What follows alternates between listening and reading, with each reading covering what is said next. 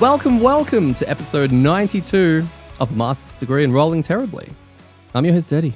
Joining me this week, our man, who's so anti-meta and pro-fun. He thinks a build around the null card is the way to go. And I personally think it's a great idea. Gaz! Say hi, Gaz. Hi, guys. Yeah, I'm just anti-fun, but mostly as long as it's only anti-my fun, right? So it's my way of sabotaging the scenario without it seeming like I'm sabotaging it. Yeah. You know, Do you think you're upsetting a lot of people at the same time? I think I'm bringing joy to many people. Oh. So many people out there are seeing this and enjoying my horrible luck. It is true. It's kind of like when you see someone in life genuinely down on their luck, it's not good. You can't enjoy it because it's like, oh, that person is like, their life is just kind of falling to pieces. And sometimes it's not their fault. It's like a bad string of events. Now, if they're a horrible person, you kind of go, oh, well, sucks to be you. But, if they're not, then you're like, oh, but this people can enjoy, right? This is literally only ruining our Haven experience. Mostly my Haven experience, right? So people can be like, oh, wow, that sucks, but that's hilarious. Great job. Keep doing that, please. Yeah, I think Marketta was like, once you, in the comment section on the last video we put out, you missing is the reason she subscribed, basically. Like, she's like, this is why I'm subscribed to you guys. Like, this crap here. So thank you guys for your contributions to, you lose a little bit of sanity, but you raise the morale of everyone else. I think there was a comment from Ricewind or something like that he said he's losing faith in statistical probability or something like that. Like something along those lines. It's like, you're I wouldn't have believed it if I didn't see it, and you're making me question everything I know about statistics. I'm probably paraphrasing poorly there, Ricewind, so sorry. But yeah, look, it is just it is hilarious. And I think to your point, and you might have put this in the video or posted it somewhere, but this is the shit that we've been talking about, and that people are just actually seeing it for the first time properly now. This was like the second half of my Frosthaven campaign. And people probably didn't believe me or you. Well, the thing is, we were recording a lot of those anyway, as I was trying to tweak the format for moving forward. So I would have had, and I've deleted all of them because I just haven't had a reason for them. But there was so many of those recorded. And then, of course, we would talk on the episode about what happened and all of that kind of stuff. It's amazing that it's finally back. Mind you, we are talking after the most recent scenario we did, 68, where it probably wasn't that bad. No, it wasn't, because it needed a lull, right? Like, you can't have, if you constantly, as fate and the universe constantly shits on me, it's going to get old really quickly. And, you don't want to make people quit. Right? Like, you don't want to beat them so badly that they just don't want to play anymore. You've got to give them something. It's true. It wouldn't actually be fun if every single scenario you were walking around doing nulls, because it would be like, why are we watching the Gaz guy, right? Why are we invested in... We know what he's going to do. Nothing. So... Correct. Yeah, the null only has impact if you think there's a chance of not nulling. Yeah. If you know that there's 100% chance 100% of the time to draw it, then it's just the expected way. It's like why I don't understand why Phil has any enjoyment when he plays Haven games, because he knows that he's going to get green and purple cards. Like, if you know you're going to do higher number than what your card says or double damage most of the time, is that even fun? Look, there's a world where we could probably crunch the numbers before a scenario and be like, cool. So on average, guys is going to, let's calculate, hit things for like 1.2, just factoring in all the misses. Phil's going to hit things for about 7.8, and then dead in mark somewhere in the 2 to 3 vicinity, etc. And then calculate the amount of health that's on the board, shield, etc. And then within the first, round of the scenario, we can work out if we've actually completed it or not. And that's how we should approach every scenario moving forward. Just math, right? Yep, and maybe that's how we determine our difficulty setting, is that we work out, okay, on average, we're going to, as a group, deal 150 points of damage because we know how much each person's going to contribute. Let's have a look at the monsters. Oh, 170. We can't do this one. If we drop it down, they go to 145. Bingo, that's our sweet spot. Let's go. It's a new way of, scenario planning and designing. Yeah. If we had to design one, you know how you get the criteria of what you had to, you need to have X amount of power level of monsters in this room and all of that through the formulations that we came up with forever ago when we were discovering, the monsters on the Snuffed website, like difficulty scaling. And we learned that was for mob placement for scenario design. Crap, I forgot where I was going with this because I I had to know. explain that so much. I have completely forgot about that thing, and I was like, "Oh, this is gonna be a good question." No, no, no. We were talking about, yeah, would you design something based around, no, I forgot, I've literally forgotten. I had it on the tip of my tongue. I just had to over explain what I was referencing. That's right. Yeah, I like totally would probably stick to that or go the opposite way and dump everything in the first room and then just have a polar bear in the last room. Like, Yeah. I mean, Yeah. whatever. There are so many memes that have happened in the last year and a half of us havening that I feel like it would just be a scenario made up of those. So there has to be no prep. There would be a polar bear room, probably like an entire room just filled with archers, things like that. Actually, that would be really cool to design one that's based around our experiences in our previous campaign, Yeah. right? It's like every room is almost like, oh, what's that scenario? The one we love, the one with the challenge rooms, my private Oh, empire. yeah. Yeah. But every room is like you got the Ormi room, so Ormi spawns and you got to keep him alive for a certain amount of thing, and you walk into another room Yeah. and it's full of Algox archers and just some of the things that we struggle with, like those kind of things. Like Yep. it's just thematic centered around the amDirt experience, Yeah, I love but it. it's There'll be how many one. challenges can you get through? Yeah, yeah, that's it. There'd be one room that was like really small and just full of earth demons called the bin room. And you got to get through that. And they're probably going to book you and immobilize Hmm. you. Yeah, I love it. There's the anti-fill room, which is just everything has retaliate. Everything's Retelio. Yeah. There's a sinking room with wave throwers at the very end. That that'd be good. Yep, I think I love it. I love that idea. So, Just quickly, Gaz. By the time this episode drops, it will be in the future. hmm, we're So in the future. I'm going to use this as an opportunity to wish everyone a Merry Christmas because this is going to land pretty much 2 days before Christmas, I believe, or 2 or 3 days, right? True. I didn't think of that. Yeah, we won't record again before Christmas, will we? No, no, it's kind of snuck up on us as well because I really haven't really factored much of it in. We don't have a tree set up in our house. I mean, we don't have kids, so we don't have all the reminders of Christmas, and we don't really Mm. go out to the shopping centers much, or malls, so that we don't see all the Miles. decoration. Yeah, yeah. So it's like it's kind of really ambushed me a little bit as it's next week, by the way. Yeah, it is. Had it snuck up on us a bit. I mean, it feels like that slow creeping bit sneaking up on you. Like you just know it's coming, and then like bam, Christmas. But yeah, happy Christmas and Merry New Year and all that kind of Happy stuff. holidays, yeah. Yeah, although we will record before New Year, so you can't enjoy your New Year's yes just yet. No, yeah. What are we getting the kids? Are we allowed? Did they listen to this, or are they not allowed to listen to Or us? I'm not going to in case they do, because I think Winter is like occasionally mentioned something because like it's on YouTube. It's I can't, But it's not um, on YouTube Kids. Oh wait, it's how old not is on she? YouTube. It's definitely not on YouTube Kids. But no, they I think it occasionally just comes up. So no, I won't say anything. But yeah, lots of stuff, lots of cool shit. Yeah, So, okay. What but are we gonna get? Oh yeah. oh no, I mean I was gonna say I'm actually bought the kind of starter box thing for Lorcana, which is that Oh, the Disney themed card game. TCG, yeah. Which it's made by I think it's Ravensburger. Is that the um? Possibly. I haven't looked into it But enough. I thought they made jigsaw puzzles.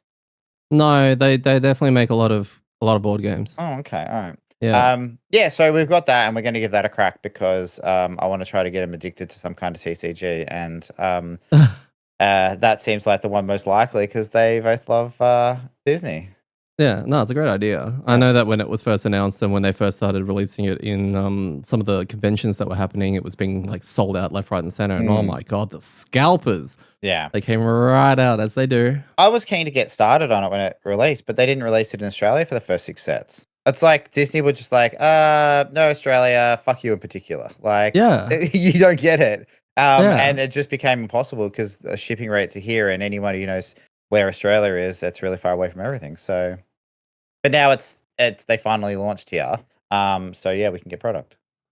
Oh, it's actually for sale. Like, there's actually stock, Yeah, or it like you can buy it in stores and not pay ridiculous amounts. Like I got the starter set for $35, which in like is a 35 Australian dollar reduce. So in your US or European country, that's probably I don't know, chump tree change. fitty. Yeah, tree fitty.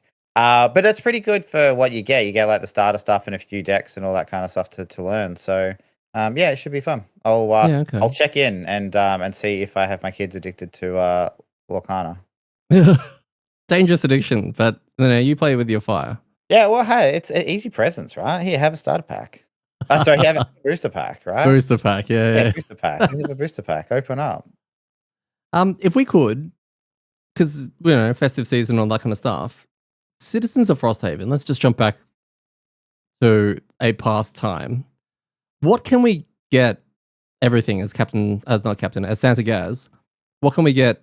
Like Captain Olmsted, I would give him a punching bag because he's always so angry, and he's always Scottish, and really, really just always wanting to build a barracks.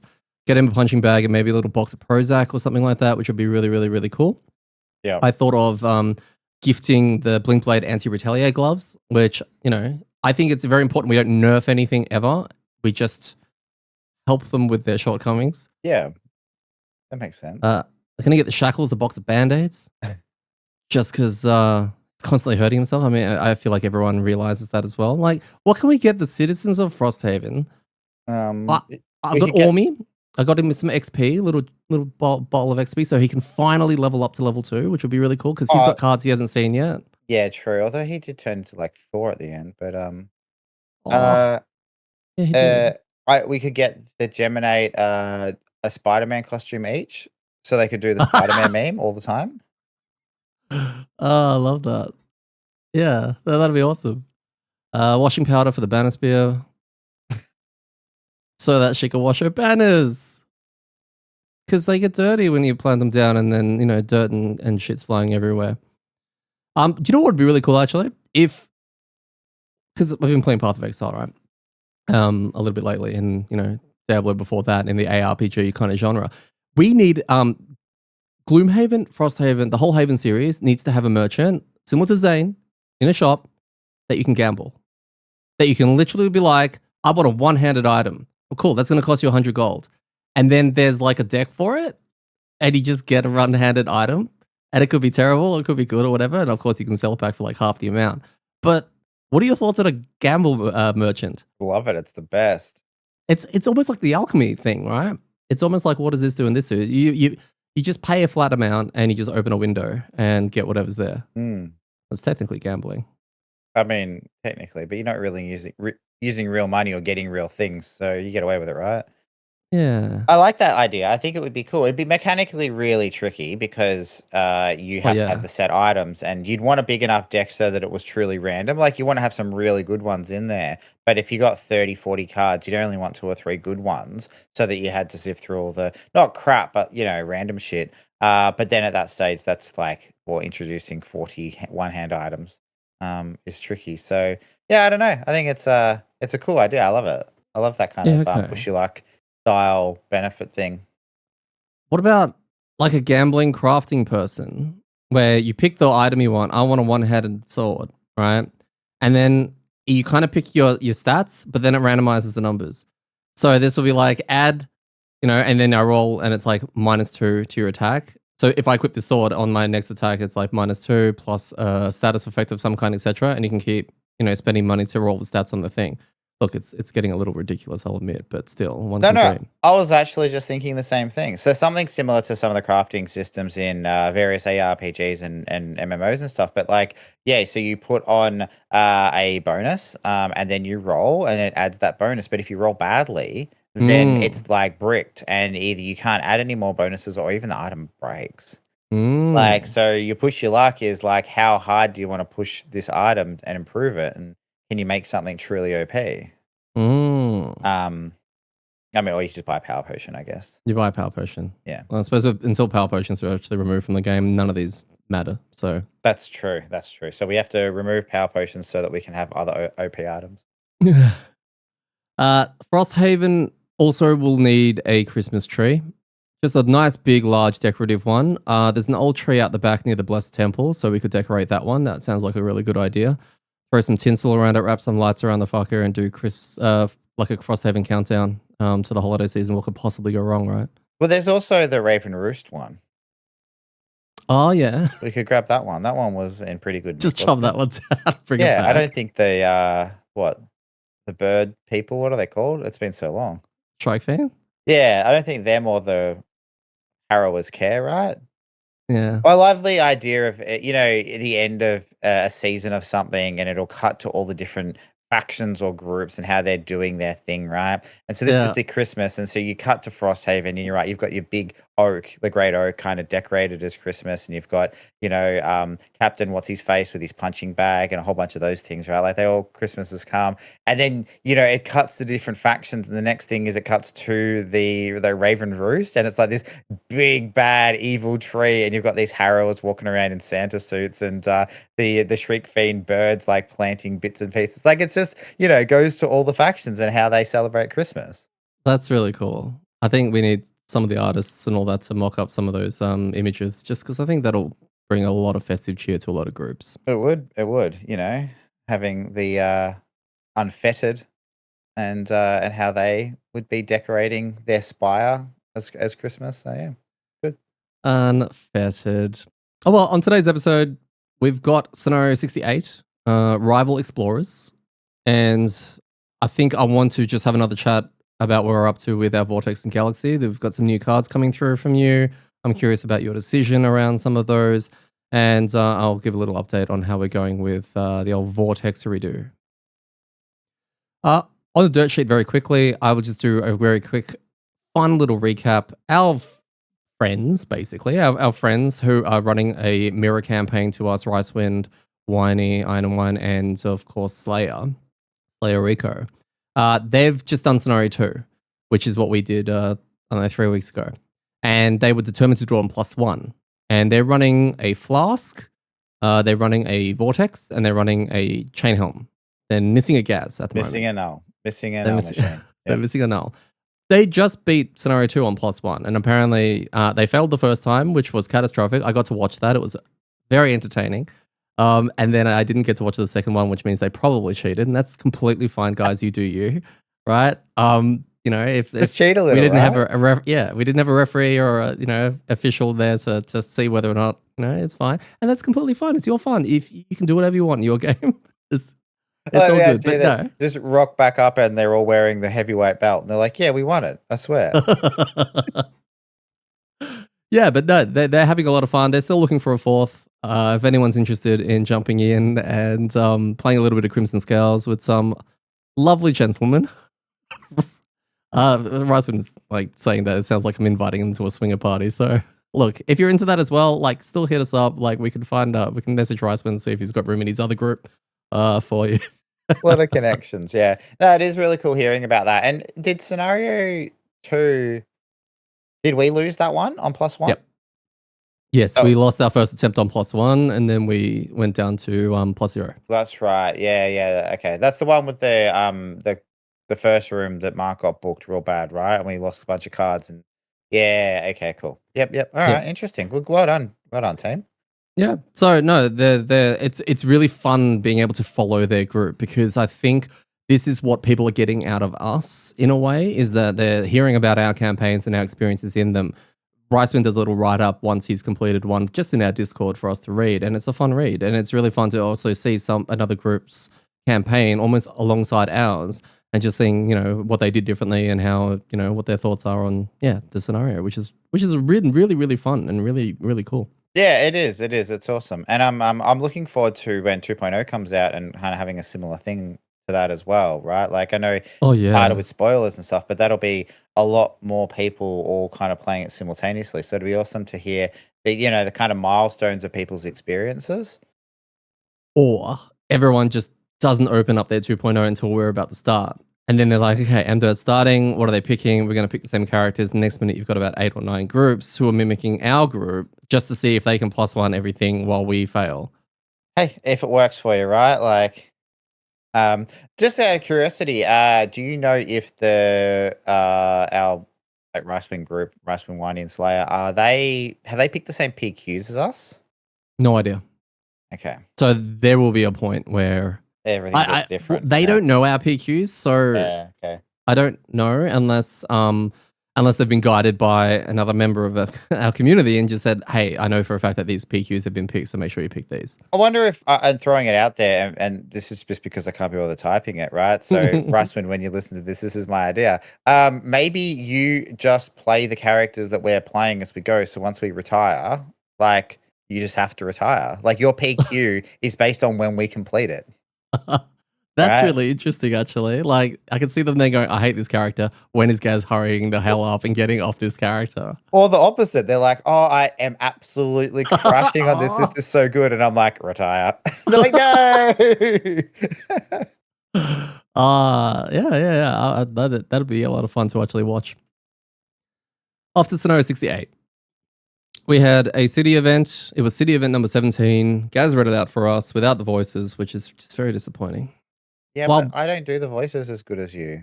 you gotta try. You don't know what you can do until you do it, and you're gonna Yeah. embarrass yourself, Yeah, you I know. know? While browsing the alchemy shops in the mixed district, we spot a familiar quattrel named Sheila. Why is she familiar? Wait, that name rings a bell. Because we met her at when we read the event out, when we played. Yeah, okay. Thanks. That actually makes sense. She greets us warmly, presenting a variety of potions on her table. She offers two options. We can buy one of her newest potions, or we can trade in an old potion from our collection for something new. This was really cool because it brought us all together. We started looking at our stuff. I then raised the question: is mine even a potion? I don't think it is. You've got the minor mana pot. I do have a healing pot actually. I forgot about that. And Phil's got the power pot. And we decided to trade one in, right?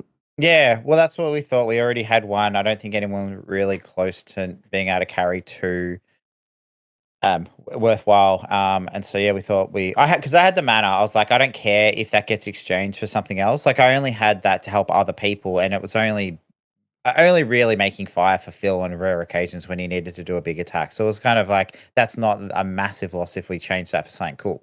So yeah, we opted in to do the tradey thing. Yeah. Did we didn't give you the updated potion, did we? I didn't take it. So what happened was the outcome was she said, "Okay, cool, yeah, no worries, we'll do an exchange program." And what we could do then is we didn't have to pick what we were doing before we chose that Mm, which potion. It was just like, do you want to buy one or do you want to exchange one? So we yeah. chose exchange, and then it says, "Great, cool." So collectively choose one potion amongst everybody and upgrade it to a minor and upgrade it to a Yep. major version. Um, Yep. Phil has a minor power pot because he's Phil. And so we decided that we would just, instead of upgrading my minor mana, which is probably not that useful, we upgraded the minor power to a major power because why would you not, right? Oh, so we Uh, did upgrade Phil. That's right. I yeah. I wasn't sure if we upgraded Phil or yours. Nah, yeah, there was Yeah, no point okay. in doing mine. We probably could have done yours if we'd remembered you had the healing pot because that's a good upgrade as well. Yeah. But we weren't using the mana enough to warrant getting two. Yeah. So, but what It's makes this a interesting now really that cool? Sorry. yeah. No, you go. A really cool event is that we didn't know the outcome, but we knew what the choice was. Like, I like that because it was kind of still a little bit mysterious because we're either buying an unknown potion or I don't know. We didn't know how the exchange was going to work. So we kind of got to pick from that, which was cool. But then also, it's giving us access with the upgrading to things we don't have access to. I mean, Mm, this particular event probably is way less interesting when it comes halfway through the campaign yes. because you probably don't have miners or it doesn't really make a difference. It's saving you some gold, but getting access to a better version of an item now actually felt really good. Like it Well, it kind keeps of it in circulation. We keep it basically. Even if we sell it, it still goes into the shop to become available for someone else. oh, And does we it? may, as in, when you sell an item, it goes into the shop. Okay, true. Okay, yeah. I'm assuming because whenever you sell it, just goes. Whenever we've sold anything at the end of retiring a character, they become available for everyone to buy. Yeah, that makes Right. sense. So now we have So access to it. we don't know when we're going to get power pots based on the CGO shop variant that we're doing. So yeah, it may not come until Prosperity 6, and because it's so broken and busted, yet we've found a way to get one into the hands of someone who really likes it by scenario 5. So I think that's all right. Yeah, no, it was good. So no, it was a Yeah. cool little event. Cool little event. Did we work out what happens if we didn't do the event? If we didn't do the event, I don't think If you have a choice. we No, no, no. If we did the other option. Oh, I think she wants to sell you something. I can't remember what. Yeah. She doesn't even sell it to us. She just gives it to us. It's an alchemy potion, but I don't know what that means. Oh, it's a That design. that's right. Yeah, we saw that, but we didn't look it up because yeah. So yeah, that's cool. And then we took on road event 15 on our way to scenario 68. And this was, we came to a fork on the road under the midday sun. To the left lies a dark forest, teeming with buzzing insects beneath its dense trees. To the right, a straight dirt path bristling with thorny plants awaits. Sorry. Is this what we call like every Haven thing has the generic do you go left or right? Or do you eat the berries or not eat the berries? Is this that card now for Yeah, Crimson this Scales? is the eat the berries and not eat the berries, right? Because I mean, unless has been signposting elsewhere, there is zero idea about which way we should go. But we still chose poorly. When we say we, I mean I. I don't think this is a coin flip, right? You would admit that. Yeah, totally. Coin flip. Yeah, yeah, Yeah. totally. And I flipped badly. You did. Well, we decided to go to the left because wasn't your motto always pick left? That's my motto for yes, any form of decision where we have to pick a For direction is you life. always go left. Yep. Yeah. So yeah, that one there we headed down there and we got kind of booked by a large beehive, which is pretty funny. We got stung a lot and we started the scenario with wound and we all start the scenario with 2 damage, which But was pretty cool. what was worse was what we missed out on. Sorry, we took 2 damage and got wounded and you're asking what was worse. No, no, no. I said no. What was worse Oh, okay. Yeah, than sorry. the effect we got Yeah. was that we missed out on the other side, which Yeah, would which have been was really good for you. 6 XP. Yeah. Going Yep. into this scenario, Daddy needed, I think, 21 to level, which meant that Something I like think that. with the 6 or 8 we were going to get from completing it, he still needed to hit around the 15 mark thereabouts with math, depending on what difficulty we did it on. And Mhm. so a 6 there would have been primo for him because it probably puts him within doable range. Yeah. But I chose badly and I chose bees. And apparently that was the wrong choice.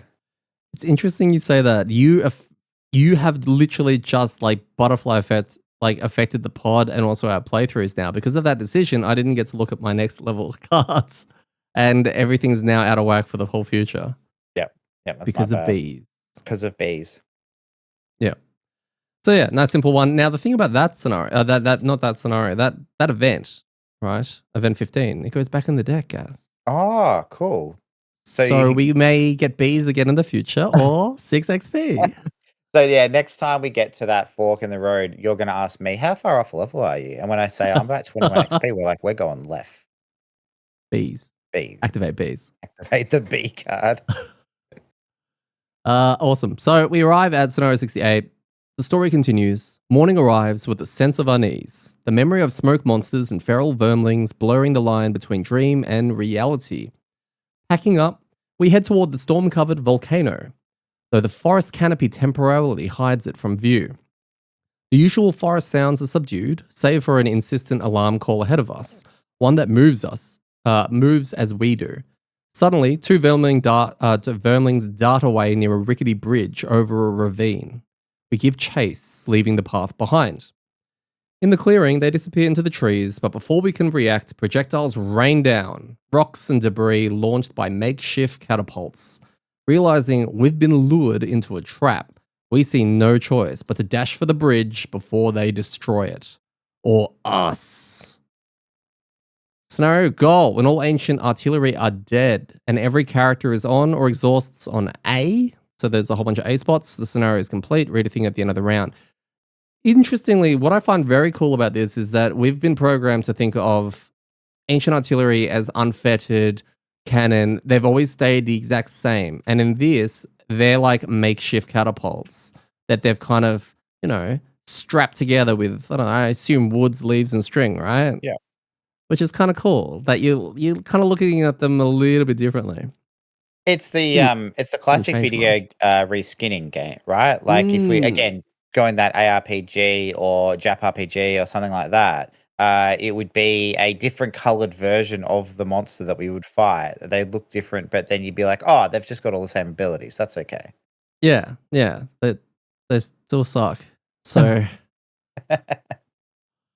we had no scenario goal this week. Mind you, just quickly interjecting with, I realize that a lot of our listeners will have watched the playthrough and kind of, have seen a lot of things there. I don't get to watch it when we record. I edit it over the weekend. So memories are a little bit hazy and things aren't always going to line up with what you would have seen. So like what we say with Great Assault and all that kind of stuff, just because there are times where I'll be like, oh, remember that bit where you ran in and you crit 3 things? And I can just see a world where they're like, that didn't happen. We saw this. So yes, our memories are always going to be a little bit tested coming into this. That's the thing, Was it? yeah. It's a good point because we're talking about this based on our memory of what happened, not what happened, which are Yes. different or can be Yes. different. So, and you've watched it in bits and pieces leading up to it, and I usually haven't seen it at all. So we're even coming into it with different experiences of that memory. So I was going to say, I haven't watched any of this time because I just haven't had time. yeah, Today's the okay. day that I'm going to put it together. So I'll find out after this How what wrong were you actually at? happens. We have monster combinations, Ancient Artillery, which is the objective. We have Smoke Spirits, the newest member of the amDirt Get Effed crew, which is pretty interesting. We'll have a little chat about them a little bit later. Vermling Scouts and Vermling Shamans. Now, this is that reskinning thing we were talking about because last week we saw Vermling Scavengers and now we're back to Scouts.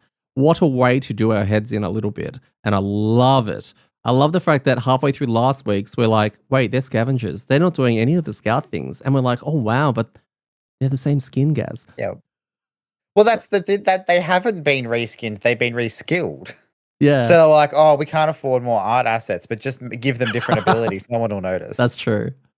That's true. Difficulty.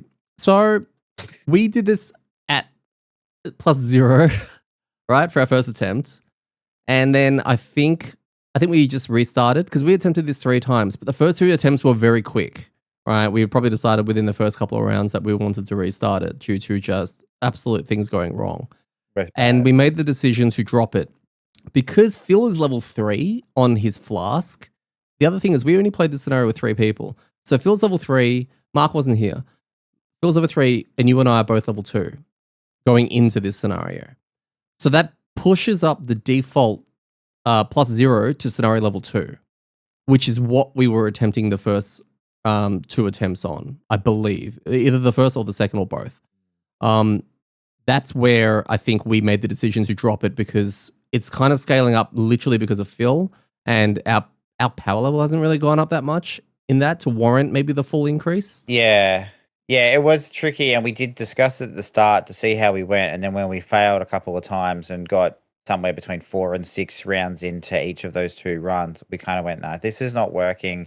We also have to readjust because we didn't have Mark, and Mm, he plays a really pivotal role in regards to like what we do in the party. In that, he's usually frontlining or going down the back to disrupt people. He does a good chunk of damage with his pure damage, and also does tank a fair bit. Like he's he got takes a 12 lot. HP or something like that with some good heals.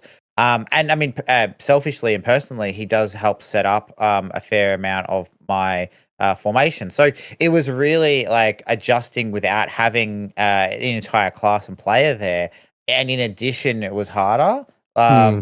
So it was a bit of a like, I just feel like this is going to take us a while to work out. And I reckon we probably could have squeezed through if we had enough time and enough reps and we really wanted to break it down enough. But it was kind of one of those things was like, well, we only really have a chance for really one more crack at this. So if we drop it down to -1, we probably get through it and then we don't bore everyone with watching this scenario 3 weeks in a row. Yeah, that's a big part of it. I think that last point you just made, I think it's a much appreciated one. And yeah, you can carry on. Oh, I was just gonna say it's like we want to get through this because like we are enjoying it, but we want to see more stuff. It's not a Frosthaven. This game's old, right? So it's not new content. It's not like, hey, we want to give this, we want to do it properly, but we also want to keep moving forward. Right. I think Of it's more course. interesting for us to see the next scenario, the next level, the next lot of cards, the next character, than it is to be like, yes, scenario 7 or 42 or whatever scenario this is. Yeah. When we look back on that, we nailed that at +0. Like, No, you're right. You're actually right. We've got, I want to say we've got deadlines to reach or to meet. But I don't know what they are yet. Sorry, because I don't know when the next games are coming. Right? It's still under a cloud. So we want to be able to finish this before we start the next thing.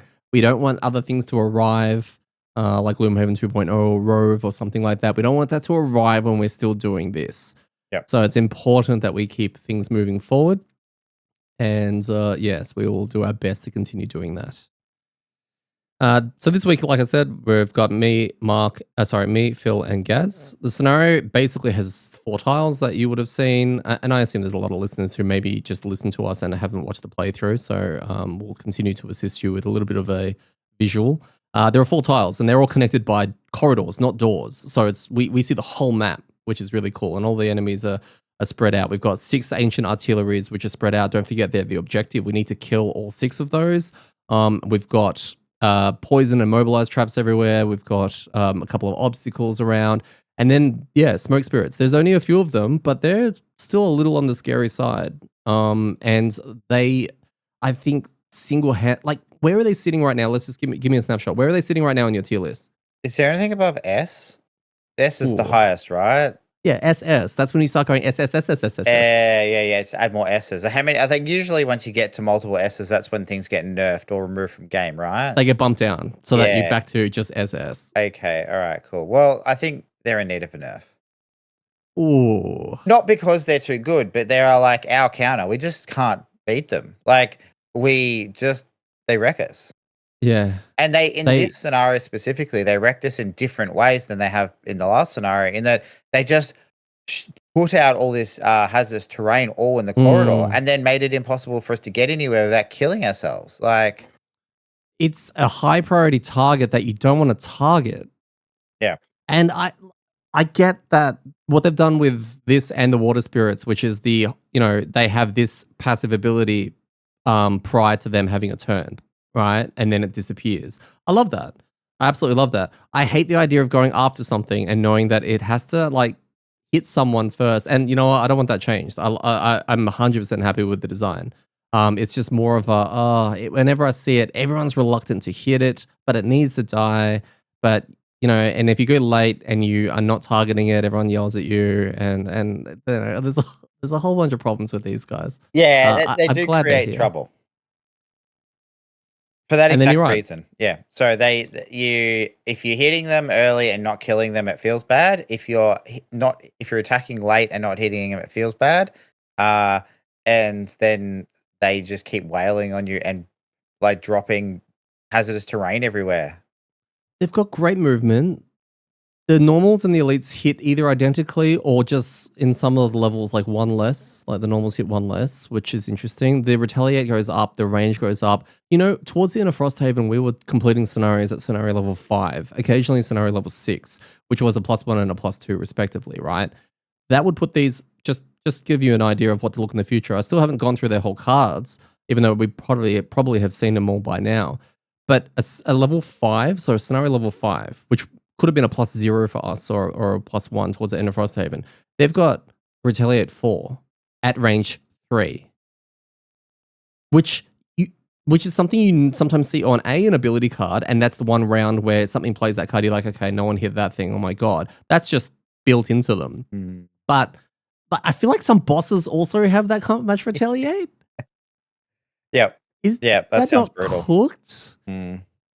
So yeah, smoke spirits are a very cool welcome addition, and I think it's cool to have both the water and the smoke spirits, and it'd be cool. I don't know what the rules are around carrying them into future games and all that, or utilizing the mechanics that have been given to them. But yeah, I'm happy to see them because at the moment anyway, I'm still very afraid. Yeah, very afraid. Let's see. Section links. Oh, no. Special rules. So part of the scenario, there are vermlings everywhere. And if you look at this scenario with the amount of standees on the board, there are way too many, almost to the point where you're like, something's up with this scenario. There's no way in hell we're going to be able to do this. And then the special rules come in where it's like the vermlings, the enemies, they don't actually draw their ability cards. They instead do a move 2 and attack -1. So they're terrible.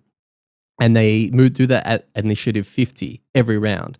But they're moving towards the exit tiles hexes that we want to move to, basically, which is very cool. And they always move towards the exit. regardless of enemy focus or moving through traps. And if there's no other valid paths, they will just keep heading that way. If any of the Vermlings reaches the exit, we lose the scenario, which is a very cool timer. If any character becomes exhausted, not on one of the A spots, right, the scenario is immediately lost as well.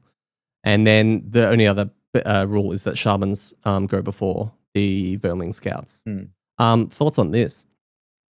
Lots going on without it being complicated. Like it was hard to know what our strategy was. It looked really cool. I love the idea of a timer that was on the board, not an unlimited Yeah. spawn overwhelm timer. Similar to we talked about this a couple of weeks ago with the water hydra and the timer being the tiles moving towards the end. So it sounds like they're toying with this idea a little bit of alternate timers for scenarios that kind of go, this is when it's going to end.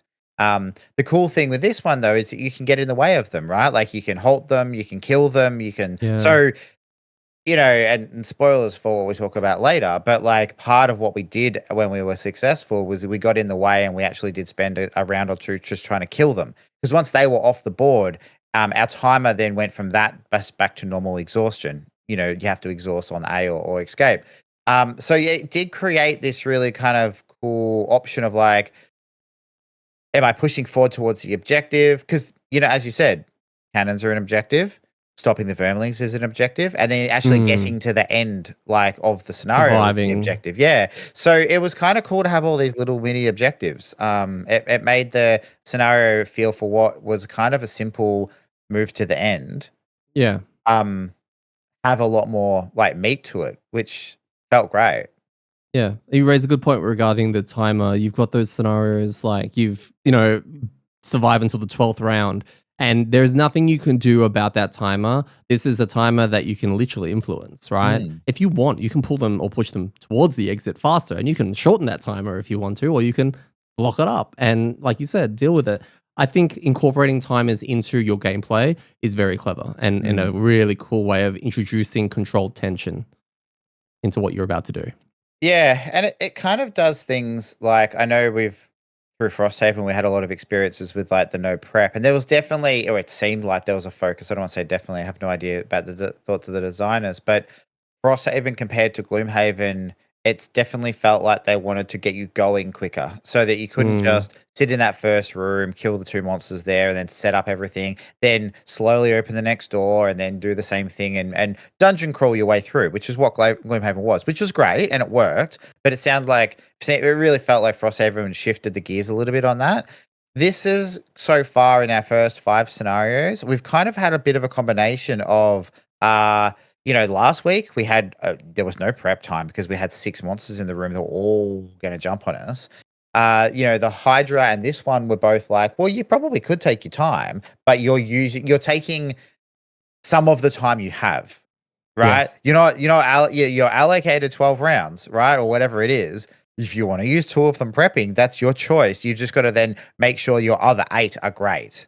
Yes. And so I kind of like that, again, to mix it up, and it hasn't been all of them. Mm. It's been a really good blend so far. So yeah, no, kudos to the design teams. And it's interesting because this is now, what, 3 scenarios from Crimson Scales and 2 from TOA? Yes. Yeah, so it's almost, I know probably the same design team, but they're actually from different times. Yes, you're Yeah, right. Yeah. so it's an interesting, but yeah, so good so far. Yeah, I don't know the timing differences between the releases or whether or not they came at the same time, but yeah, no, it'd be interesting. I know a guy who can tell me, actually. There was a section link when a character or a character summon enters the last tile, which is where all the escape ones are. There was a section thing to read, which was, you probably remember, kind of what this was like, because I'll get to that in 2 seconds. We failed the first two scenarios that we had to restart. What happened? Because I don't really remember. Was it a mixture of everything, or was it just what happened? Because I know we were ignoring the vermlings because it was like, hey, they're on objective. They're going to hit like peanuts. We can get in their way, all that kind of stuff. We need to deal with the ancient artillery, and we need to deal with the smoke spirits. And I think my plan two scenarios in a row got booked where I wanted to pull one of the ancient artillery out so that we could all freely beat down on it. But completely convenient smoke spirits are just so good at Yeah. just stopping what we want them to do or what they want us to do. Yeah, I think in a nutshell, what happened was the first time we went in and we took too much damage too early, and we didn't manage the smoke spirits well enough. You did get screwed early, which kind of flowed through. I think we failed to kill one, uh, which then pumped a bunch of more damage into us, and there was this kind of cascading of events. The second time we really struggled to kill the smoke spirits, and they just ran free and put out basically there's the There's way shit that everywhere. yeah, for those who haven't seen the scenario, you're starting in essentially a T, and you're like at the bottom of the T where, you go left to kill one of the cannons, but then you ultimately have to go right to go to the rest of the scenario. Um, One of the smoke spirits basically filled half of that T with hazardous terrain. And so we ended up in this weird space where the vermlings that were basically just doing the chicken run all the way through from the other half of the scenario to the end were almost at the point where we would intersect them. We still had both smoke spirits up on pretty much full, and almost the entire thing was full of hazardous terrain. So we're trying to find ways to jump in, going like, well, if I jump in there, I'm going to get killed by the 2 cannons or 3 cannons plus all the vermlings. If I stay here, yeah, it was just a mess. Like we looked at it and went like, I don't even if this was the start of the scenario where we had all of our cards, I still don't think we could have done it from here. So No. it just went, nah, let's just restart again and drop the difficulty. But yeah, that was just I think what happened. We just got overwhelmed both times. Do So you remember actually on one of those failures, you push towards the end of the T, which is still the first room. mm, You're on that bit in the doorway, and then the cannon in the last room goes, and it sort of turns to you and just it can fire through the tile. It was like scenario 109 again with the lasers. It yep. was very amusing. Yeah, it was Phil pointed it out. Like we're about to go next. Oh Like, yeah. what about this one? And he's like drawing this line, and you're like, "Oh, Mr. Laser over here," and it hit me. And then I'm pretty sure it attacked for like a 4 and got a +1. So I went from full health to like 2, and I'm like, well, that went from I thought I was going here because I was safe to now I'm almost dead. Yeah. And Yeah. then this is the thing. This is again, we go back to smoke spirits. When you're on 2 health, you can't attack them. No. Like that's the Well, you thing can. that's It's really challenging. expensive. Well, it is. It costs a card, right? Because that's the problem. So it creates a kind of weird situation with them in that there's times where they can be pseudo invulnerable because I'm on 2 health. If one's next to me, I can't hit it. I can't go early and hit it because I'm going to die. But if I go late, it's going to kill me anyway. So it's like, what's the out here, right? And Mm, sometimes the only thing to do is you have to leave and then give the focus to someone else, which is tricky when there's things. So it's a weird kind of monster that I don't think we've had to deal with before. no. But So I mean, you just go lost in the stars, right? I just When go you up. get Yeah, when you get scared, you just go up. go up. You're like, Yeah. not my problem. Or I've got the other one that I've started playing, which is the bottom of force field, which is just like Oh. nothing can target me. It's like I'm Barley, I'm Barley. You can't. It's what's really funny during the playthroughs is when you're calling it out and you're like, sorry, I'm going to use the bottom of force field. I'm like, oh, there it is. And you're like, or no one can target me. And I was like, oh, it's like, not that one, guys, the other side. I think there was one bit in this scenario where I was like in trouble and you used because you obviously had a different plan for your other top. Hmm. So you used the bottom of force field. And in my head, I was like, oh, thank you. That's going to help. And then you protected yourself from the vermings behind you. And I'm like, that's not helpful at all. Yeah. So basically, we clear the beginning. This is in the actual complete run. We deal with the vermlings. I'm blinking towards the back in our actual playthrough, in our actual success, which you pointed out earlier. And I burn through probably 3 cards from the first room and into the second room, and it gets into a situation where I'm calculating how many cards I have to make it back to the A, right? And this is where it's starting to look a lot more like last week's, where we get midway, we're sort of guessing what's going to happen. We don't know what's going to happen in that last room with the section event. That's a real mystery at the moment, and we're speculating. Is it going to be healing bees for some reason? Is it going to is it going to be lick rocks? Like what? It could be anything. It could be something positive, because this will also determine whether or not the scenario is easier or harder than we anticipated. So if it's a positive reward, you know how we get those in those scenarios where it's like when you get to this bit, recover 2 cards from your discard pile or recover 2 cards from your lost pile or something, and you're like, oh, this is helping us complete the scenario because it's really hard. This was, well, when we eventually go into the room, it spawned two smoke spirits in the room. And we're like, oh, okay, so it's not a good thing. It's a bad thing. And the amount of coordination that had to go down in those last two rounds, because I only had just enough cards to get to the A spot. If anything went wrong, if I got hit too hard and I had to burn a card, if I got immobilized by the cannons, I don't know, if there was just so many things that could have gone wrong in this room. Well, the fact is as well is that me and Phil went into the room, and so this final room has three cannons, so two kind of at the back and one at the front, and then the two smoke spirits spawn kind of on the sides midway through both of those. And the first turn, they move straight up, and hit Phil, and so he was basically on no life. I was on like two going in, and we had to do this weird juggling. Deddy was still like two turns away from being in the room. Luckily, he was on Yeah. full life. So we're kind of like, if we can get him in, we can at least shift some of the focus of the monsters to him so that like he can tank for a bit. But keeping in mind, we still needed to kill three cannons. Like it was like we were barely looking, going like, I don't know if I've got enough cards to get to the end, let alone at the same time kill these cannons, which I think two of them were elite and one of them was normal.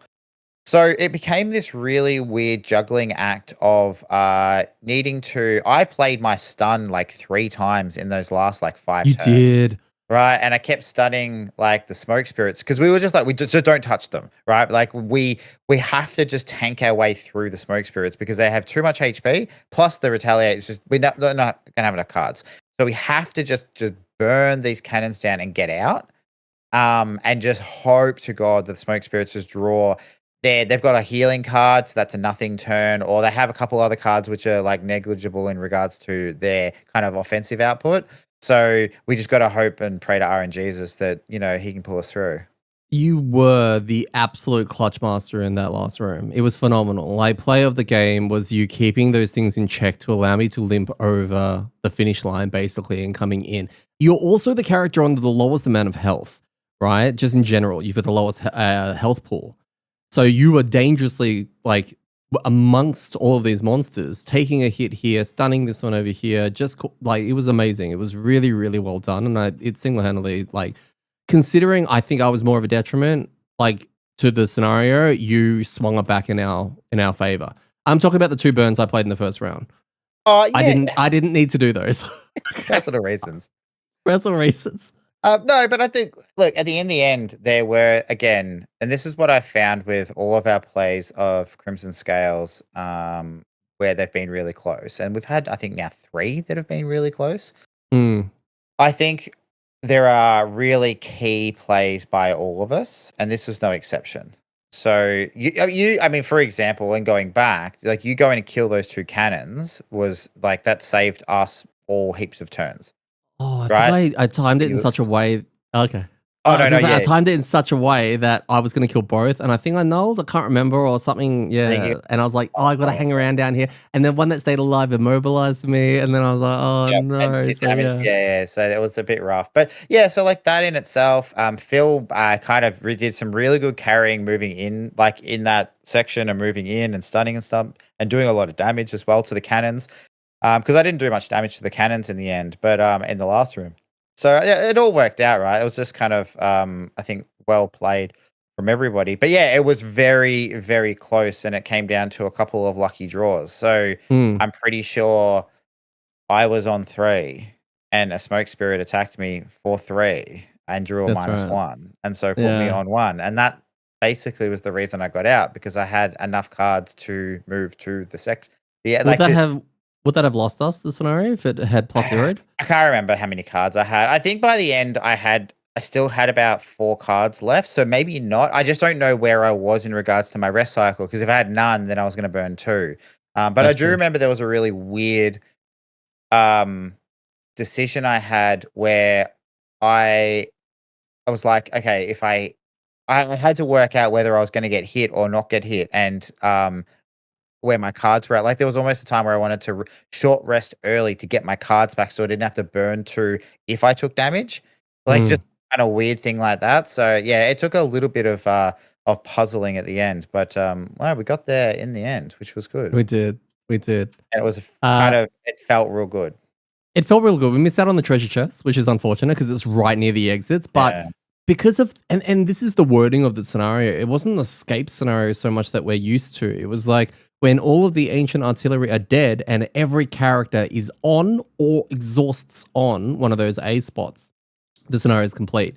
So we couldn't actually just choose to exit that time. We almost had all three of us had to turn our keys at the same time in a way, even if we were dying, which was an interesting twist that really, I think, ramped up the tension, especially in that last room because the smoke spirits pulled their move and punch and push one, and you got off another crazy stun, and the other one was out of range, which would have absolutely fucked me right at the end if it had enough movement. Because I had no turns left after this. I think you and Phil may have had one more or something. Yeah, we were looking at that, and I think there was the option to get the treasure chest. But as you said, it was a case of that everyone then has to survive that round and then another round because we all have to end on there. And to your point, if they pull their move and attack and push, and we finish at like I have my turn and I finish there, and then you have your turn, and then the smoke spirit goes and it pushes me off, we don't end. We got to go another time. So it Yep. was really like when it lined up, and so we're like, oh, do we wait one more turn and get the treasure chest? We're like, we have to get out. Like we have to get out because like there's a chance that we just get screwed here and we don't do it. Yep. So Yep. But I can't wait to edit this and have a look at how close it was getting. I'm not a massive fan of having these close endings every week. My little heart can't take it. But no. look, if it's causing other people happiness, then it's So my duty, right? this is a reference that almost no one will get, but for the last few years, like say 3 years almost, my local sports team that I barrack for in Australia, the Collingwood Magpies, has had this run of winning close games, and it's become a joke that like we just can't take the heart. We just want a good victory. We want to be up by like 10 goals, like at 3/4 time, and just be able to enjoy winning. But we keep doing these things where they're behind and come back, or we're in front and then they come back, and it comes down to the last second. Yeah. I feel like this is what we're living with Crimson Scales at the moment. Like the the water hydra scenario was easy-ish, but it was good. It was refreshing because it meant we just that was good. We all got to play our cards. It wasn't really a lot of stress. There was some stress moments, but it wasn't the whole thing stressed, and it felt good. And the Yeah. others, while they feel good that we're doing them, I don't want to keep just doing them because your luck's going to run out eventually. Well, I'm wondering how much of this is a TOA thing, right? Because the two hardest, most ones that are giving us the most grief have both been TOA, and technically the first scenarios of anything should be the easiest. So So I don't know what this is saying about next week's and the one after that. And yeah, it's a good point. Like maybe because this came out after and during Crimson Scales, they expected you to play this when you were halfway through the campaign, so your characters were more powerful. You had more powerful items.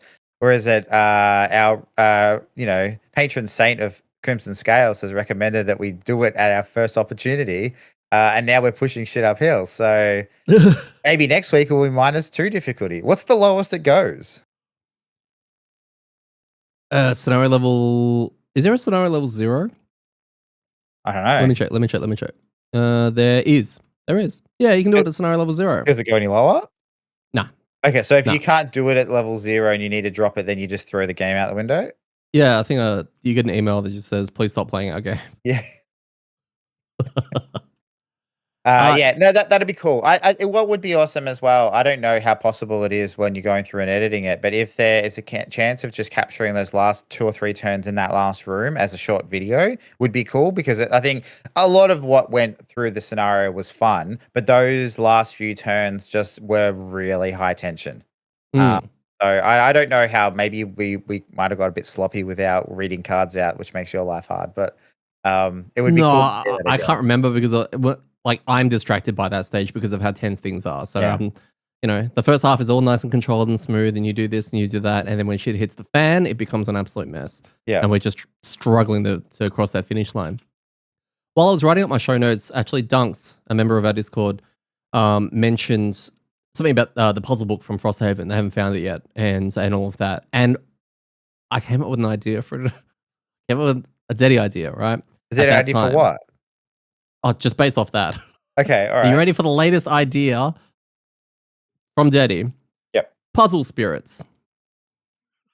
So, they're just floating Rubik's cubes, right? Each attack forces you to look at a random puzzle in a puzzle spirit book to solve a puzzle within a time limit. So nothing stupid. Let's say you get 45 minutes to complete the puzzle.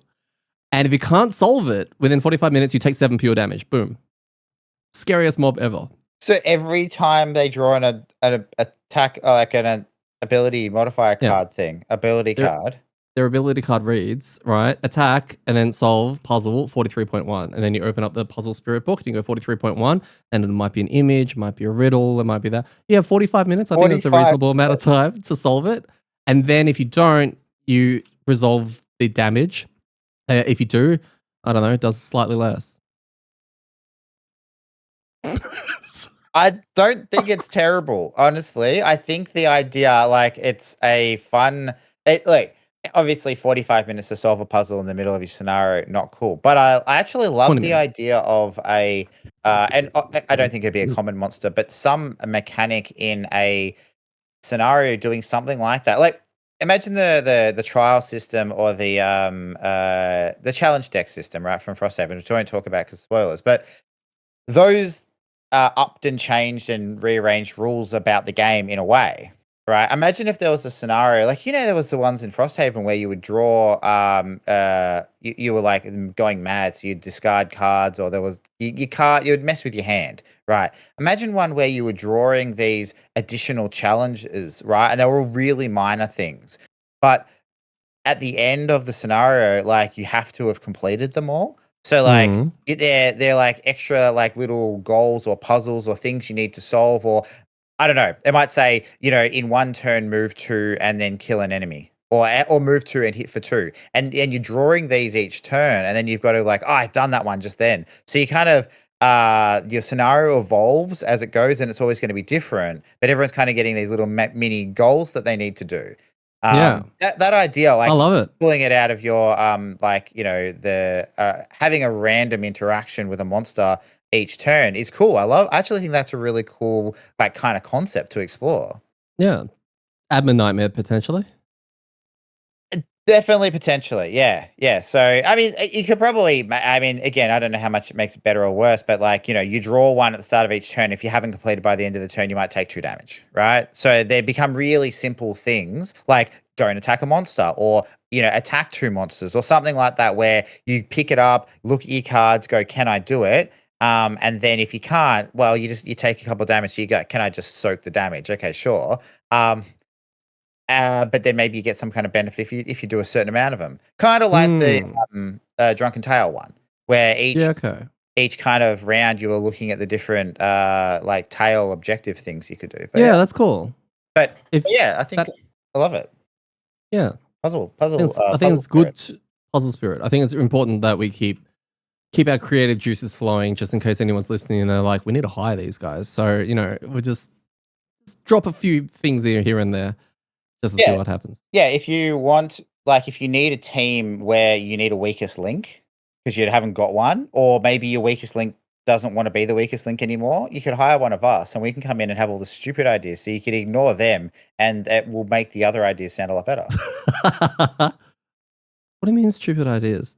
I mean, These are like love child ideas. unrefined ideas. Okay. That's fair. Guys, what were your thoughts around scenario 68? I really liked it. I thought it was pretty unique. Like, in I'm gonna probably cop shit for this, for people telling me it's exactly the same as a bunch of others, but I can't think of in Gloomhaven or Frosthaven a scenario that really works like this. No, Um, and I because tried of thinking. yeah, because of that, like, I think it had a really cool flow to it. It was simple in regards to, like, Clean. Yeah. yeah, clean's probably the right word. Yeah, mechanically it was clean. And that meant that the decisions were important, but they were not complex. Yeah. Right, and I think that's where that your decisions made a massive difference in this one, because you had, essentially 3 objectives, Yeah. that needed to interact, but you could it was all about playing your character. which is one of the arguments we've had for in the past when the rules get in the way of like what you can do. This was like, if you can optimize and play your character really well, you're going to be better at achieving these objectives because they're mostly in line with what you want to do anyway. So I think from that perspective, I think it was really clever. Yeah, I think this was a really good scenario for the reasons you pointed out as well. I think that this one, it, I think you can also do this with a lot of different characters, like you said. So it's got that whole everyone gets to play their character their way. You've got your problem. You can see the whole map. You can sort of see what the solution is. Not you work out what the solution is, but everyone will probably have a skill set that they can bring that's going to help that, which is not something that you'll have in every scenario. Which I think was really cool. I think the mob choices were really cool. The objective of killing off, like they could have easily made this a loot treasure tile instead, and they're spread out, and you got to loot, 6 of these things, etc. But making them tied to the monsters, while not unique, just definitely added to the overall feel of the scenario. Yeah, totally. And And you could have had the vermlings as just a timer, right? Like, hey, there's a counter. Add one counter. When you get to 10 counters, you lose, right? yes, But again, having the timer be interacted with and not from an unlimited spawns, you have to do this before you get overwhelmed. But from a hey, here's the thing. It was really cool. It felt really good. So yeah, no, kudos to the designers on this one. I think they uh yeah, that was really good. I'm probably 5 years too late for the kudos, but, like, is it fair to say this might be a collective favorite scenario we've done out of 5?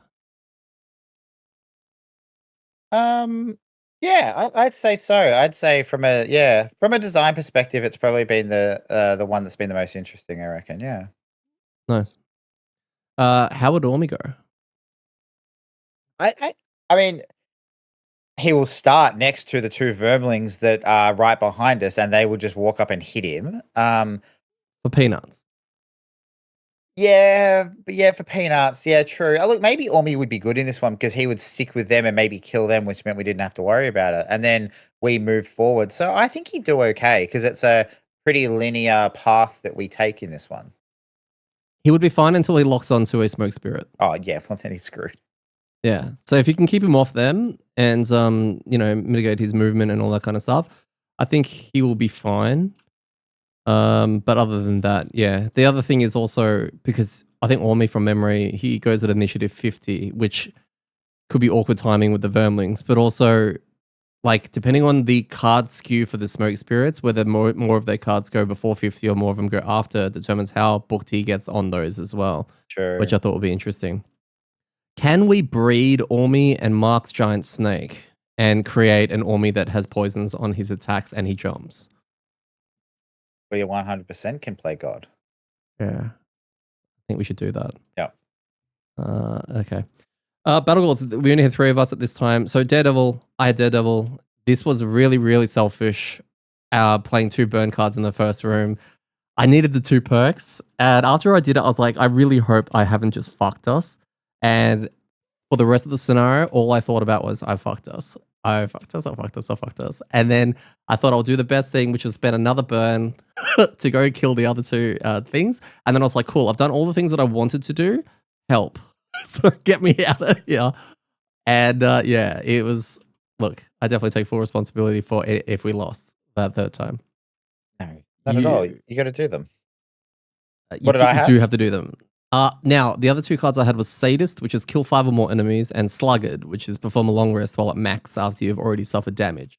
Yeah, I had to kill one. I thought it would be easy-ish because there were vermlings that had 3 and 5 life. Yeah. I only got 1 out of like the whole first room. I was like, I don't think I can do this because there was a turn I lined up where there was like 2 vermlings. I was like, okay, cool, I can do this. And it feels like I'm just gonna kill that one. I'm gonna kill that one. Then I'm gonna do this and kill this one. I was like, oh, okay, well, I won't worry about it. But then at the end, I had this real run where I killed I think I killed a vermling and then a turret and like the artillery and then another artillery. And there was 1 artillery left. And that's the one we needed to kill and then get out. And you moved up and did it. So Phil did a hit on it and might have had about 4 life left, 4 or 5. And then you did a hit and you were hitting Did I crit for, it? yeah, I think you were hitting for Yeah. about 3 or 4. And so I was like, "Oh, I've got an attack drawn. I can move and I can attack on this." Oh, If you dude. draw a -1, I think you needed to draw -1, you won't kill it, and I can move up and kill it. Yeah. And then you drew the crit, but it was it was a good moment because it was like, okay, we've done it, right?" And it was, I think it's only 1 tick, yeah? The Two status one? ticks. Oh, yours. Yeah, one. Yeah, yeah, which is hard. Well, I never choose to kill all ones because I don't usually play big number characters, so I don't usually focus on, like, you're how can I kill the most monsters? you're competing with Phil as well, who Yeah, has I that know. battle goal every scenario. It should just be kill more monsters than Phil. No, Yeah. kill half Uh, the amount of monsters that Phil kills. round it up. That would be hard. Yeah. Okay. Should be like 3 ticks. Actually, that'll be a fun exercise. Design a 3 tick battle goal. Yeah, yeah. And then that means Phil must have had the sluggard, perform a long rest while at max after you've already suffered damage. I have no idea if he's done this or not, but I will find out in the review. Let us talk a little bit about your level up options. You've hit level 3. I missed out, unfortunately. I'm about 5 or 6 XP off, which sort of lined up perfectly with a certain event that we had earlier in the night, which was really, really, really fun. But yeah, the good thing is if we spread out our levels, which is what we worked at the end of the scenario, we get level up cards to talk about every week if we're all leveling up at different rates. So you got us this week. You're level 3 right now. You've got your 2 cards, which we would have uncovered on the actual episode itself. Have you got them up? I do. While you were just talking then, I had a look at my level 3. So do you want me to read them out or? Oh, you can read them out for people who haven't seen them. So we've got Absorbing Light, which goes at a 15, so another really quick one. And Attack 3, heal X self, where X is equal to the amount of damage. So that's, again, you pointed out that if that's just an Attack 3, heal 3 at going at 15, pretty good. Um, Especially with a character that can have advantage all the time if they want. There's Mm. also other combos with that because there is a persistent that gives you +2 damage whenever Mm. you. It's only for 3 attacks, but if you're at full life. So obviously ways to boost your damage, then boost the healing, which make it even better. And the bottom is move 4, add jump, and generate light if you're at full health. So this is a Mm. weird one, and this kind of lands where one of the other cards that I didn't choose land in that the heal is after the attack. So it feels like it's I mean, this is a get back to full life one, right? But then the bottom wants you to be at full life, so it's kind of got a little bit of both. The other Yes. card is Shooting Stars, which is another formation. So it's kind of like a cross formation as much as you can do a cross with hexes, where the ally is in the middle. So basically, an ally in front and then 2 enemies either side of that person. Kind of looks like Mickey Mouse, I guess. It's Yeah. an attack 3, PS2 on the 2 enemies. And it's a heal 2 for the ally in there, and generate dark, which so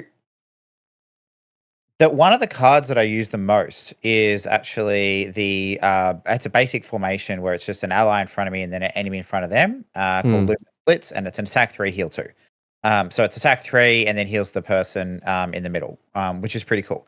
And I just realized that has an XP on it, which I don't think I've been claiming like any time when I do that. So You've got enough XP. I might start doing that. But the shooting stars kind of seems like the same, but instead of hitting one target, it's hitting 2 now, and they're kind of to either side. So it's probably going to be a little bit more annoying to get off because it's a weird kind of formation. Even if I'm only hitting one thing, it's kind of like an L formation rather than just a straight line. Um, but having another one that's going to heal and attack 3 with Pierce is spicy. Mm. Plus, I know the dark is not useful for me at all, but it is useful for you. So I think that top on Shooting Stars mm. is I think it's going to be really easy for you to line up. Okay, yeah, well, Just I can see Mark in that yellow spot right now, and he likes to be surrounded by shit. So I can actually see a world where that should be because you already get behind people for some of your other formations where you're stabbing through them and all of that. I actually think that one you're not going to really struggle to get off. Have you kind of selected one of these already? I have 100%, yeah, shooting stars because Yeah. Okay. it's not boring. And the bottom of shooting stars is move 4, eat light to immobilize at range 3, which also is kind of That's it's really good. yeah, I like having like the card. I tend to not like cards that have a move and immobilize on them when the immobilize is adjacent. Yeah. It's like, yeah, I get what you're doing here, but like, I don't want to do that. This one here in combination, being a 54 is terrible. But what I can see myself potentially doing is kind of going late and then next turn going really early. So get in a position where there's monsters there, and then next turn doing something else to be able to make use again um, of those ranges. So yeah, it should be fun to have another formation to play around with. Mm. There's been a bit of chatter around your build, right? Nothing negative. It's just more about just an interesting discussion about what you're doing, basically. And people asking why you're not going with the more obvious full health build. Not that you're looking at an overarching kind Mm. of build, etc. But there's obviously a theme there about sticking to that. Can you delve a little bit more into that? This is almost an opportunity where you don't have to type it, I guess, and it's just more in your head what you're trying to do with your galaxy. Yeah, well, I think because the question came up from a few people of when they saw the video of me missing all the time. They're like, "But why don't you just have advantage all the time?" And so, for people not all are familiar with the Galaxy, the very first card that we spoiled in their collection is a persistent called Aligned Constellations, where the top is gain advantage on all of your attacks while you are on full health. So it's actually quite easy for me to have advantage. I played around with that for a couple of scenarios. There are a lot of cards that synergize with it. It's kind of like a full health build is one of the ways to go because there's a lot of ranged attacks. So there's a couple that are, for example, where are we? Supernova, attack 2, range. Oh, no, that's not the one. Yeah. Attack 2, range 3, +1 attack if you're on full health. And there's another one that does a similar thing, right? Like if you're on full health, it buffs the attack. Plus giving yourself advantage, plus all these other things. I played around with it and I just felt it wasn't really that interesting from a puzzle perspective because it just involved a lot of staying at the back and not getting hit and then like attacking one or multiple things, which is pretty powerful. Like I'm not downplaying it from a power level. I think that plus a combination plus a couple of items could be absolutely bonkers. Mm. But just from a fun perspective, also from the fact that that doesn't really do much supporting. And I think at the moment between like Mark and you and Phil, I think we have enough people trying to just pump damage. So I'm leaning more into the formations. So cards like Diamond Rings, which heals people in the formation if they're there. Luminous Blitz, which also heals people. There's one that I've managed to get off a couple of times. Sometimes it's really good. Sometimes it's actually useless. Solar Eclipse, where I make someone invisible. So we we learned the thing with that one is that if I go early and I hit a monster and make Deddy invisible, and then the next person that has a turn is Deddy, then once he finishes his turn, he's not invisible anymore, so it's actually useless. So what we need to do is somehow work out the alignment and plan it better where I go early and he goes late. So, I go early, make him invisible, he becomes invisible and then can't get targeted and then gets to have his turn late. Even on a long rest turn, actually, that could be a good turn to do it. Someone's in a dangerous position and long resting. It Uh, is it is funny that invisibility's been around since the beginning of Gloomhaven, right? And we understand how invisibility works. Like we're not idiots. You use the invisibility, you go invisible. But it's quite rare, and I'm sure there've been other abilities that do this that we haven't picked up, that you're granting it to someone else, which changes the whole dynamic of what it is. Because when you give it to yourself, you're like, I'm invisible this round and next round because you're giving it to yourself. So it's weird that that tiny thing messed up with our heads so much where you're yeah. like, oh wait, Daddy, just go slightly after me because I'm going to make you invisible. And I'm like, yeah, sure. It didn't matter if it was before or after you, right? Because we worked that out later. If I was before you and I still got invisible, like that's actually better Well, that's the in a other way. thing. If we're gonna do Yeah. it, yeah, you either need to go before me or really late, you know? So but anyway, that's another fun one to play around with. So yeah, I feel like the formations seem like a more fun mechanic that this character has. They also seem like they probably play a little bit better with what the team wants to do. And I'm kind of fine taking a back seat to you guys who want to pull out really big numbers. And I think, you're starting to get a really good balance with that. We've already talked about how missing Mark in this scenario, like, kind of really dropped our DPS down amongst other things. But like he's being able to get like some good consistent damage out. And Phil, I think, starting to get a little bit of the feel for what he wants to do because Yes. so I think you guys are all figuring that out. I'm more just trying to focus on how do I kind of keep helping people stay alive. Um, and yeah, support. But in saying that, the support abilities through the formations actually still attack. So Yeah. it's not a choice like a either or. It's actually a really cool combo of like you get to do both. But Yeah. there's hoops to jump through to do both, which I like because it's a puzzly thing, which is what I like. So yeah. An interesting take on the fun factor of these characters because I think the majority of people like who've been saying to you about Galaxy and the full health build that seems to be the more obvious build. And if I was actually playing Galaxy, I would hone in on that. The main reason though is because I think that I internalize pressure a little bit too much sometimes.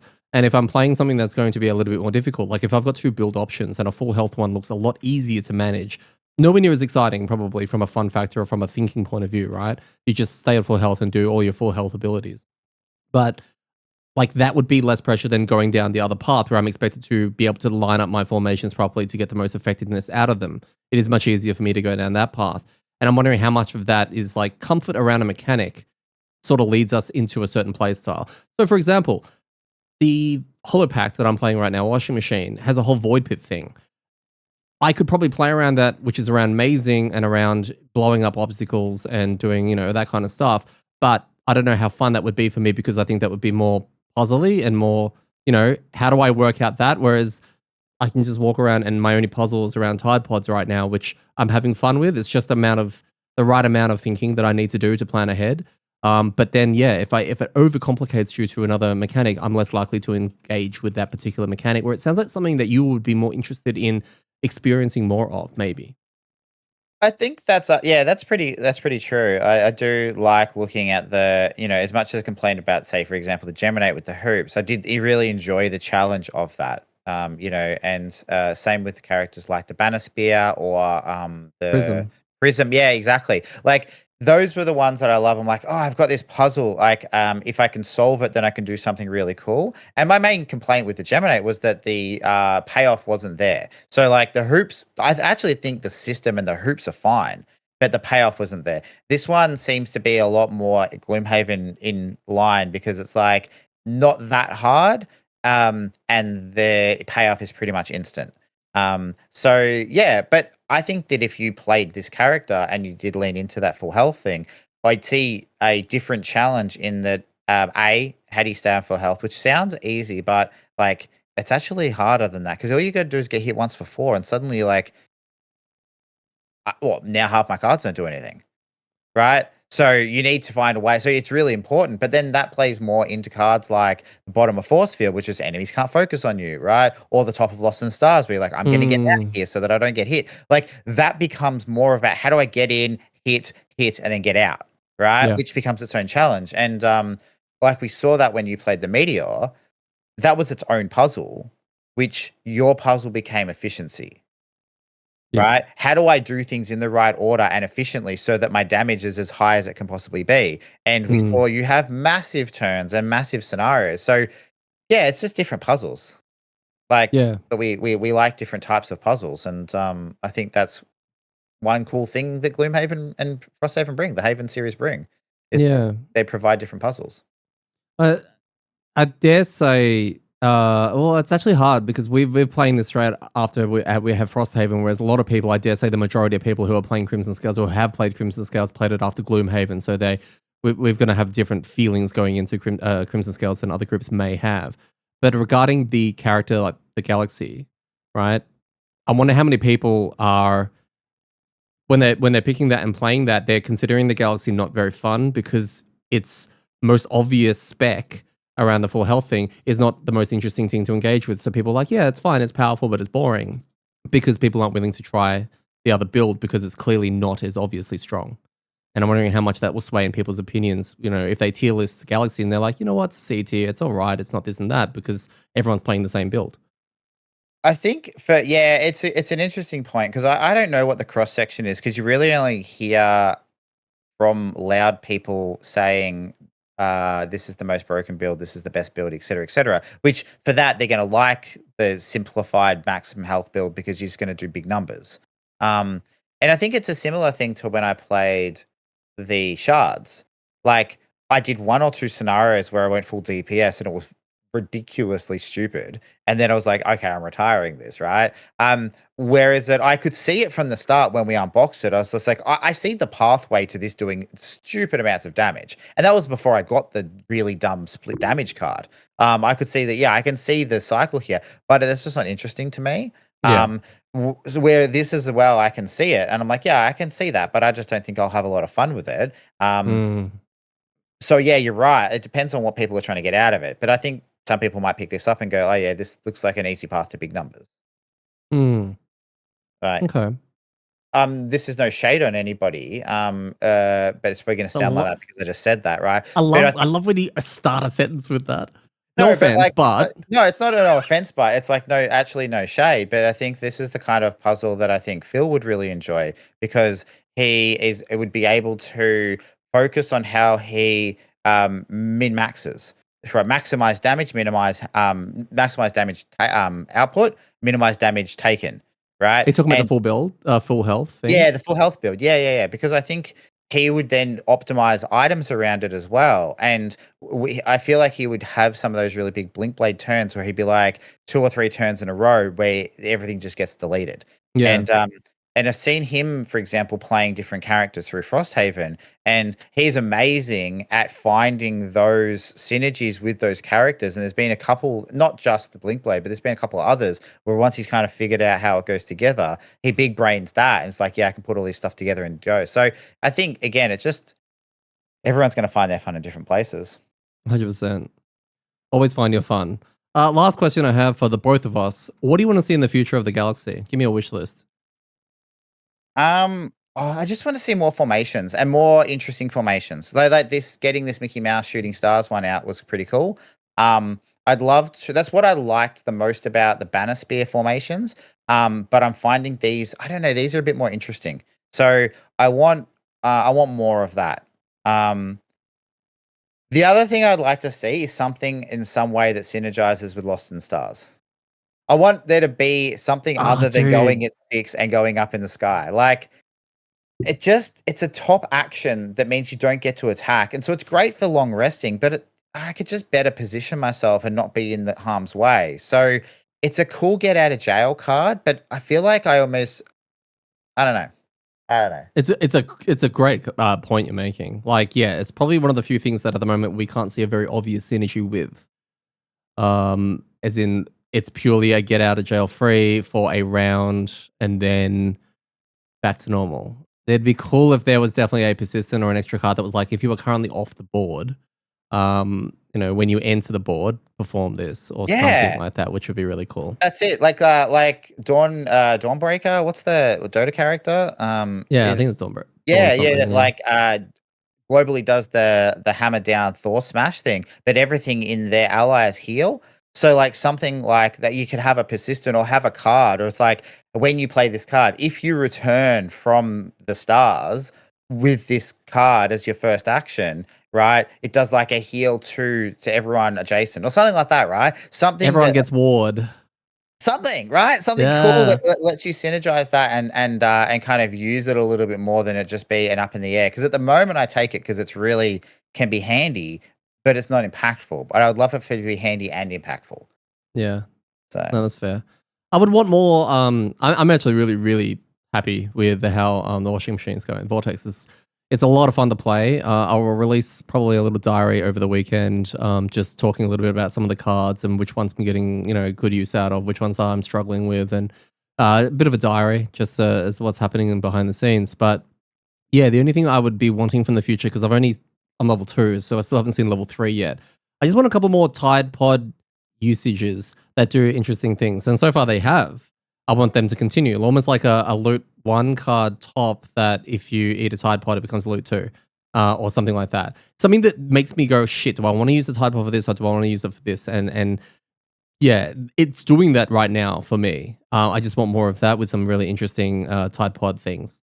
I think that'd be cool. It just using it to add conditions. I don't think I do any conditions apart from a muddle. Maybe I have a poison on one of my attack twos. So yeah, just more Tide Pod usage, which I'm almost certain I'm going to get. Yeah. Well, the thing I want to see, and you don't have to take them, but I'm looking forward to when we see the cards, is the Void void pit. pits. Yeah, I want to Yeah. see the Okay. void pit strategy because Yeah. isn't what was the update in the updated version of the traits? So for people that may just be joining us, we're using a kind of almost a patched version of the character trait. What are they called? Are they called traits? The AMD, the AMD Yeah. level up sheet thing. Yeah. Non AMD perks. I think is what they That's it, call. not traits, perks. Yeah. So we're using an updated version of that, and your updated version has like more support for void pits, right? Yeah, there was something about you get to jump over them and treat them like when you move over them, you can treat them like you've got jump or something like that. Yeah. And there's another one I think that when you rest, I'm trying to find because I don't have the perk sheet on me. It's Yeah. the physical ones out there that will be different to the one on the database. Yeah. The other ones like when you rest or whatever, you can I think consume a Tide Pod to spawn a void pit within range 2. And right now, from what I can see, they're only just obstacles. There's a card that interacts with them of go at initiative 15, and anything that's next to either you or one of your void pits gets +1 damage on them. Like there's tiny snippets of synergies there. I just haven't really seen where it kind of goes.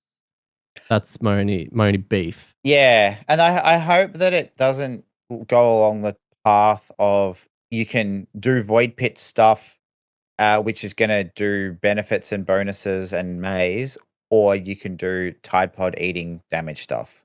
Because those two choices, A, I know which one you can take, and B, don't sound interesting. Like, yeah, even the hey, everything adjacent to a void pit or you gets +1 on their attacks to like that creature is cool. But if that takes 2 turns to set up and you're not attacking in one of those turns, that's almost like that's not worth it, I right? think yeah, I think they will have they'll definitely have a lot more in there. I'm wondering something I keep forgetting that I think keeps getting reminded is that the Hollow Pact is like a kind of like a corrupted Cragheart kind of thing.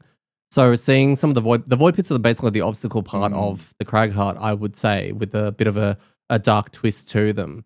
But the Cragheart had a lot of things of break this, break that thing's neck, right? Or put 3 of these and everything takes damage. We're not seeing any of that here. But I'm struggling to see also the unique side of what makes the Hollow Pact with these void pits unique. So normally you would see a couple more cards at least that will interact with the void pit mechanic on maybe a damage level or something. And right now I can destroy one to, put a void pit there, destroy an obstacle, put a void pit and immobilize one target next to it. It's not enough to make me go, oh, that's amazing. I need to go down that path yet. I just expected more early so that I could be like, oh, 2-button memeing my way to which way do I want to go. But right now it's pretty. Hopefully, when they come up at a point where you didn't have to already decide that you were going that way. That's the Yeah.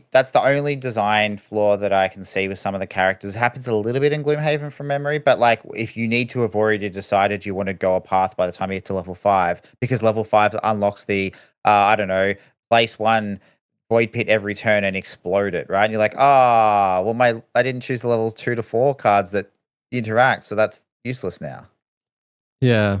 So Well, hopefully next hopefully. week when I get my next card, because I'll definitely level up. Hopefully, it'll add a little bit more clarity to this decision and, of course, the future.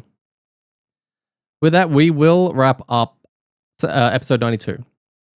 Tune in next week as we recap scenario 69 and see if we can knock down more of our PQs, guys.